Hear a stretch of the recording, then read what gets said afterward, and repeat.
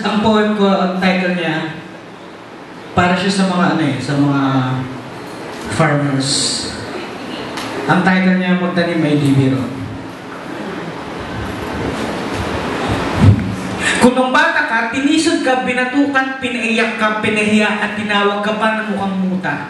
Lumabas yung kamao pero tinago rin sa bulsa dahil yan ang tinuro ng iyong ama't ina. Ngayon, anong plano mo sa galit na naranasan mo? Ipapasa mo ba ito sa katabi mo? Kung uulit yung proseso at kakalat sa ibang tao, malamang bago magapunan, nakabalik na yan sa'yo. Ngayon, pagtandaan mo ang taas na ng pader mo, hindi ko na nakikita ang iyong puso. Kailangan ko bang humingi ng tulong sa aking bahay para lang makita ko yung tunay na kulay?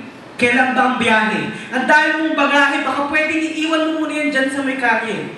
Maraming paraan para ito ay purahin. Isulat mo, ikwento mo, ipulong mo sa hangin. Magtanim ay di biro, lalo na kung galit yung tinanim mo. Kasi pag yan di mo na ilabas, mapapanis yan bukas. At kung sakaling maulit to, putok yung dibdib mo. Lalabas ng wala sa lugar, lahat tuloy sa'yo asar. Oh! Aray! Ang saklap ng buhay! Araw-araw pagkatao mo'y namamatay. Walang iba kundi sarili mo ang sisisihin. Yung mga letra ng pangalan mo'y wala nang ibig sabihin. Sino ka? Malay ko, tanong mo sa umapi sa'yo. Pero huwag ka nang umasang ibabalik pa niyo ito kasi hindi naman nawala. Ikaw lang nagtago. Yung kalat mo, inipon mo, ayan tuloy na tabunan mo, subukan mo, tanggalin mo muna yung maskara. Matutuwa ka sa iyong makikita.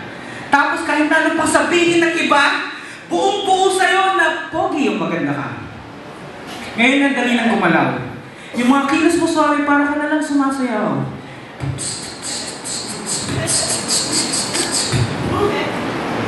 Yung balikan mo, hindi na mangangawin. Sa takot, sa yabang, kung ano bang nakasabit. Magtanim ay di biro.